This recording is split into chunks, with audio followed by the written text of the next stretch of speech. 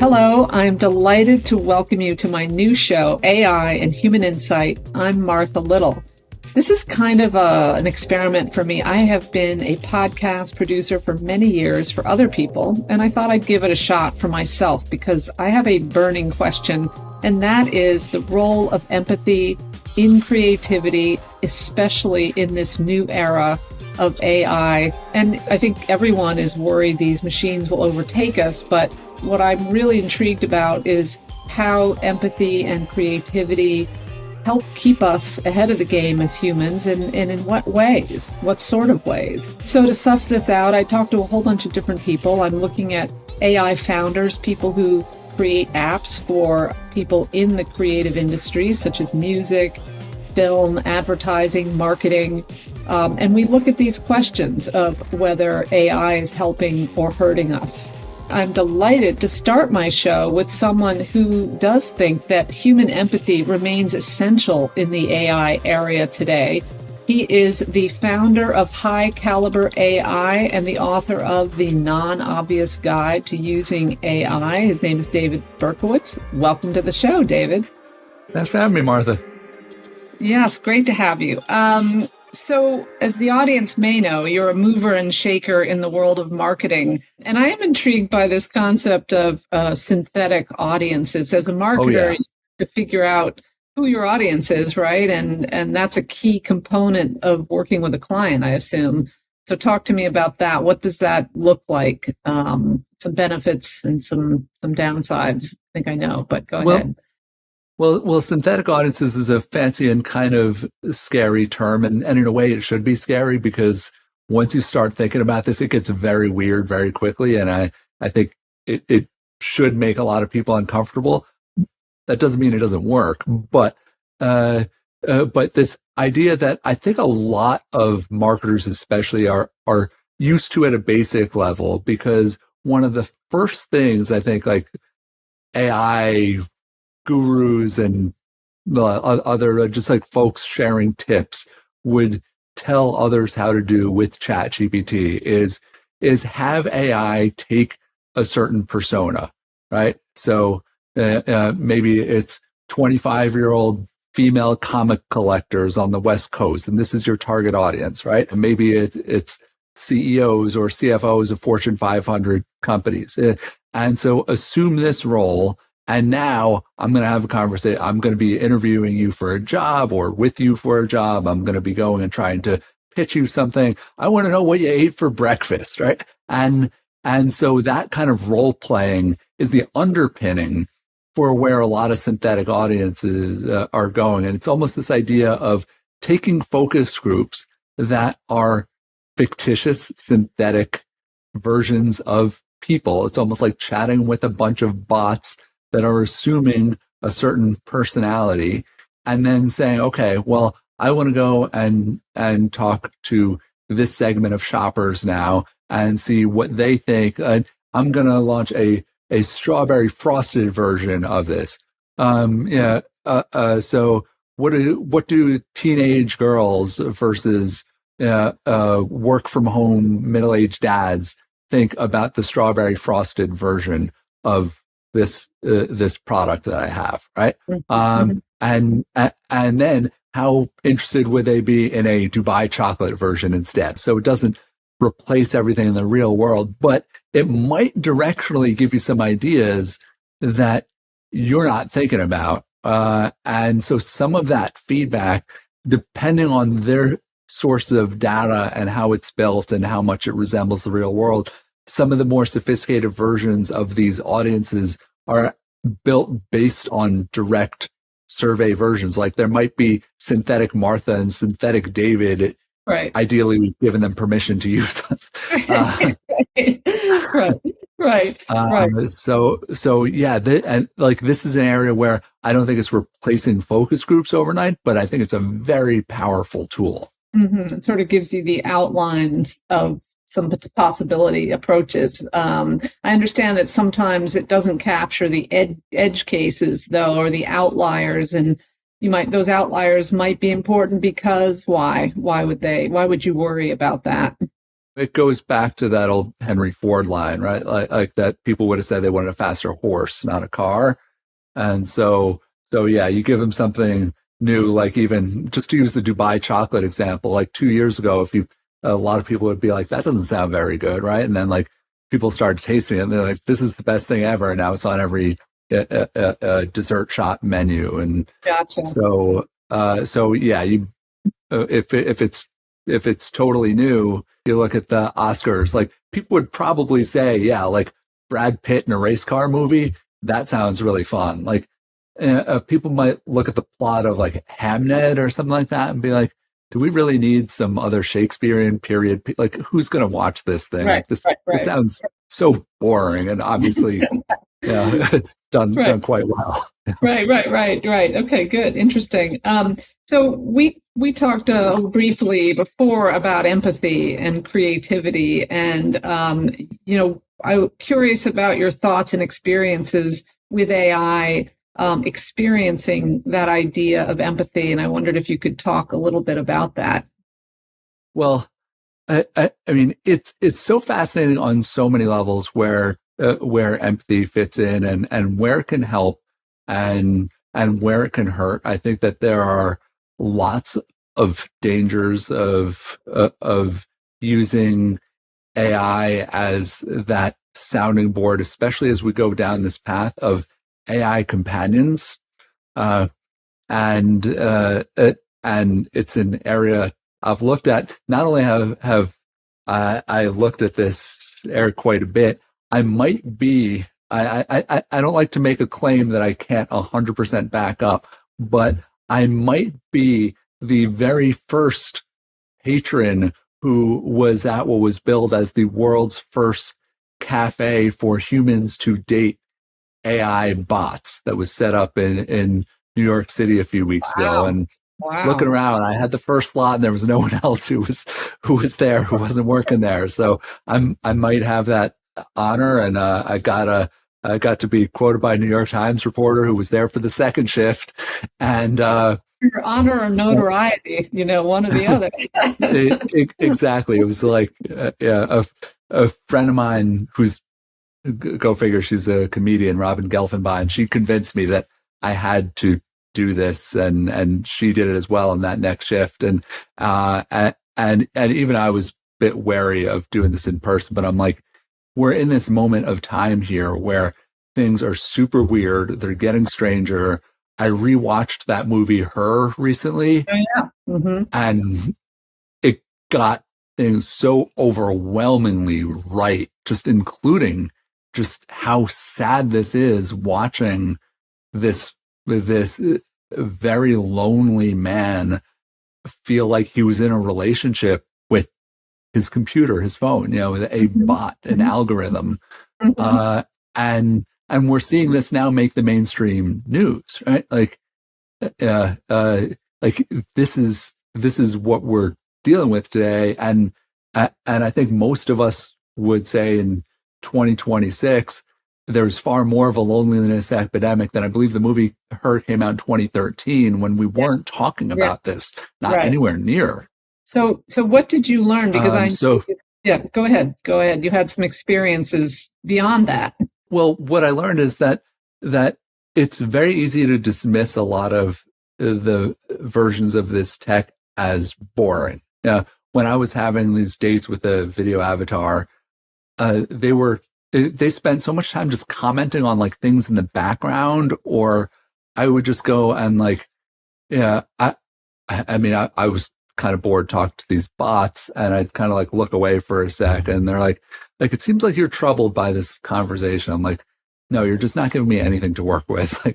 And I could use another drink, please. But when I had tried the same company's apps that were more text-based and so that just designed to be these chat bots and these home companions. And I think what's scary is how much they gamify the experience, and they really do build these characters as companions. So I think that there can be great uses of AI. Like there's one for empathy and for like emotional development.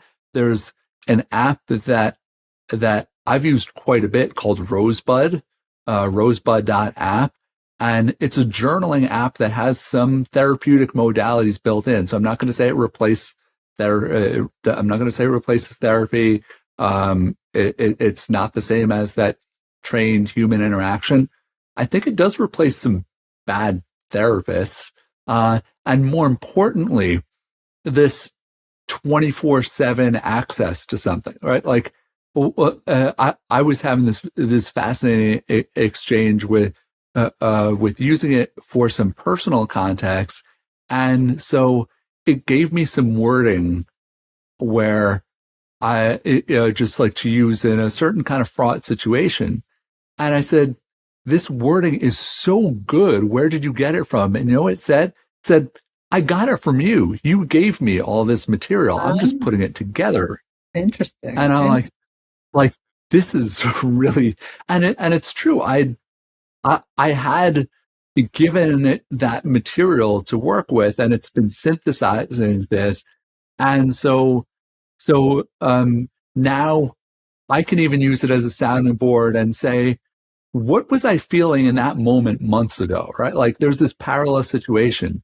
Can you remind me what it was like and how I sounded then? And I want to go back to that. And this, to me, to give me some more resilience and ways to deal with things in the real world, then to me, that's a lot of the power for where AI can actually make us stronger if we're using it for the whole point of interacting with fellow humans in a better, deeper way.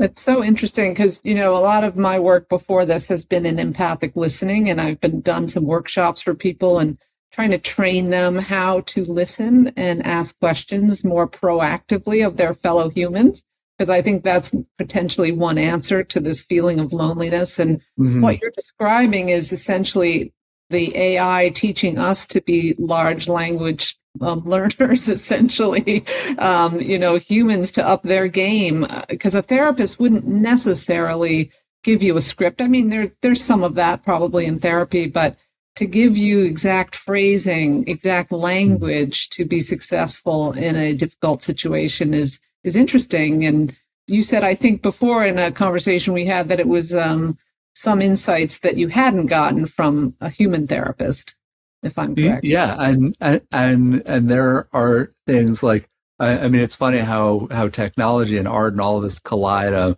Do you know the film Ordinary People? Sure. I hadn't actually watched it, and for some reason it was on my list of things to watch, and I just watched it a few days ago as I was dealing with a pretty emotional situation, and I'm watching this, and it was either the best or the worst thing for me to watch, and this movie that's so heavily about the dynamic of being in therapy, but also a very emotionally charged dynamic of a son dealing with two very different parents who, and one of whom clearly does not know how to support his needs, and there were some things like this that I actually could relate to and understand better based on my interactions with this AI. Yeah. And then, by the way, I brought up Ordinary People to this bot, right? I'm not going to call it like him or her or anything. Right. And one of the other things I realized that was kind of exciting about this is an AI that's trained also on like a large language, right? A big data set is going to know just about any cultural reference you give it. Right. But now I'm having this discussion about the film, but then, and it's like, it was saying, I want to go and pause here and really connect this to some things that you've said, and could go deeper in a way that like I could start to go through this, but now had this sounding board to go and interpret on a much, much deeper level. And and look, like, no knock to a therapist, but even like most friends I'd go to, even if they'd seen the movie, that doesn't mean like you remember the ins and outs of it, Right, right? right, Like, right. so, Yeah, so yeah. yeah. That's interesting. So in reference to Rosebud, which you mentioned, I mean, I checked it out a little bit, and my fear, of course, is handing over my identity, my data, my deepest fears to a bot. Mhm. Did you confront that, and what was your thought process there? Yeah, it's tough with any of this. It's like, there is this, what's the worst that can happen, right? And the worst that can happen is this just gets totally exposed and out there. And so, yeah,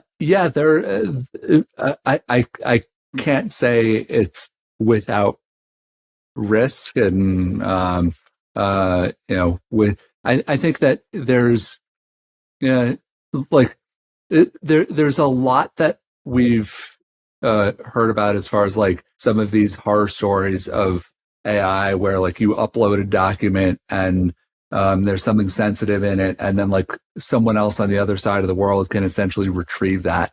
And that's really not like, even if it's one of those things that theoretically is possible, the odds of that are pretty low, and almost infinitesimally so, especially if it's just like one document floating among billions and billions out there, which then the models, if they're even using it for training data, it's still this like, okay, well, how does it fit into this probability engine that AI is?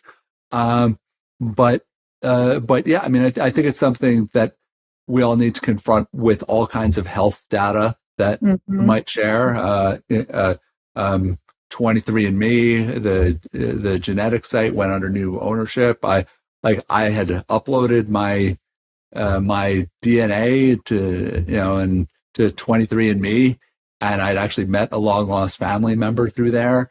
But when they changed owners, there was enough out there that I'm like, I'm going to remove my data from their site. And so yeah, there's no easy answer, but I think it's very important that we make this a conscious decision, and that we try to understand the implications of this and what entity we're sharing this info with. Yeah. In your line of work, do you see principles being adapted that are potentially pro-human, or at least in defense of the human vis-a-vis the machine? Or is it still like the Wild West? I think that there are more human first policies that are coming out there.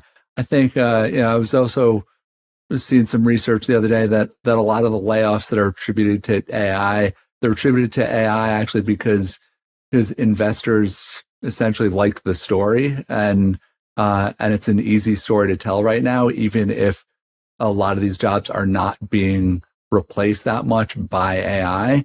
And so, Oh, that's uh, interesting. yeah, so, but so much of it depends on the organization. It depends on leadership. I mean, I think most of us who've worked for a number of organizations and or worked for different types of leaders, like it's just like well before AI, well before the internet. It's just you work with people who really build people up and who just care about the development of their teams, and trying to make sure that you're on the right path, whether or not it's at that company or not. And there are Hmm. some that are just all about productivity metrics and how many widgets you're making, and just trying to get the latest technology to do whatever the latest technology can do. And people who are just, or just simply all about the earnings reports, and they'll do whatever those short-term fixes are, as opposed to a company like one of the most famous examples is Costco. They will do anything it takes not to raise the price of their $1.50 hot dog, right? Like, they're so hell bent on that, uh, and beyond that, they pay their teams better than they pay, right? They're not cutting people's salaries to make this hot dog artificially cheap. So they're doing all of these things that are pro-employee, pro-consumer, and yeah, I might be in a cramped Manhattan apartment without an SUV to go and haul goods around in, but I am 110% like pro Costco and feel really good when I shop with that brand. Yeah. Interesting. And, I guess I'm asking about your profession because that's the one you know about. I mean, I'm assuming you see different lines of thinking of worrying about human empathy and those who don't worry about it. And, I guess just in your own microcosm, do you see one side winning out? I mean, or is it still a mishmash of worrying about the human element in all of this? Well, I think that unfortunately there are a lot of examples of short-sighted leaders. I think that there are also, it's tough if you believe in karma because you see a lot of pretty terrible people with, I'll just say, often horrific values. Yeah. And these days that often includes racism and misogynism. And typically they're, folks who are espousing ideals like that aren't really caring about the best interests of the people who are working for them. Definitely not who are on the front lines with their customers and who are working outside of the executive suite. So, I say my expectations for companies like that, I can hope a lot of them won't make it in the long run, but we see plenty of bad folks get ahead, and we see some folks like Mackenzie Bezos and the Warren Buffetts of the world, and those who are just trying to set better examples, and we see some of them be wildly successful too, and it's just like we need more of that. So I think we're going to see this dichotomy, and in this polarizing time, there seems to be even Mark Andreessen just the other day, who was just dismissing the idea of empathy and introspection specifically, right? Mm-hmm. Like that this is just some like crackpot modern invention, as opposed to what makes us human. Right. I sure as hell couldn't relate to you without some introspection that I've had along the way. So yeah, I read a quote recently said that without empathy, we're evil. And I thought that was a really interesting correlation or formula about humanity. It's very interesting. And then I was also interested by Dario Amodi's recent long essay, The Adolescence of Technology, in which he talks about the difficulty of regulating, inventions or new applications of AI, but then instead we all need to think about the principles by which we govern this stuff. And I'm wondering if in marketing arena, are there principles being developed, or in your own company, or, because these AI can develop on their own. Certainly Claude, they don't even know how it's developing. I mean, it's developing on its own. All they can do is kind of monitor and help it to reach the right decisions. And when I say right, we assume that empathy is a premium value there. But I just wonder if there's a parallel in your area, and it's okay if there's not, but just curious. Well, I mean, intentionality is a pretty big deal. And I think for some of the major AI platforms, that there have been some guardrails built in. I mean, even like some people have some questions about OpenAI's leadership these days, but it's like I'll set Grok aside here, but if you look at most of the other major AI platforms, just for those who don't know, Grok is Elon Musk's version of ChatGPT or Claude. Right? So you see where some of my own bias is. Yeah. But if you look at ChatGPT or Google Gemini, Claude by Anthropic, perplexity. If you try to get them to do something mean, right? Like if you like they might have some of their own biases built in, but if you try to get it to do something insulting or try to get it to do something flat out racist, like most of the time from anything I've seen, it's going to push back. And so there are some morals, even ethics that are built into these systems. Obviously, there are ways to get around them. And if you really want to use AI to help you be a terrible person, you can do so. You don't even need to call Elon Musk, right? Like, playing on. So I think, this is something where also, like there are some ways that the platforms have at least some basic guardrails built in, and yeah, it definitely helps having that. Like I helped this one PR firm create an AI policy that was unique to them and based on their experiences, and still very protective of things like where humans fit in with their client relationships. And what was great is that a lot of like much of the policy could have just been generated by AI, or you feed it some other policies and it creates something. But all the nuances of it were really based on what the team prioritized. And actually, when I went through, it was essentially like there were like 10 sections to this policy. I went through with them and kind of gave like a multiple choice. It was a version for each section, and said, so if you want to be really strict with some things, or open, if you want to be like really protective of the human experience here, you could do this. If you want, and we got to this place where it was like it was the right kind of setup for them that balanced some of those needs to innovate while still acknowledging that. I mean, one of the funnier things that I heard from some members of the account team was they could tell when their clients were using AI. And like that was actually messing things up. So they were trying to go and save the clients from themselves. Oh, interesting.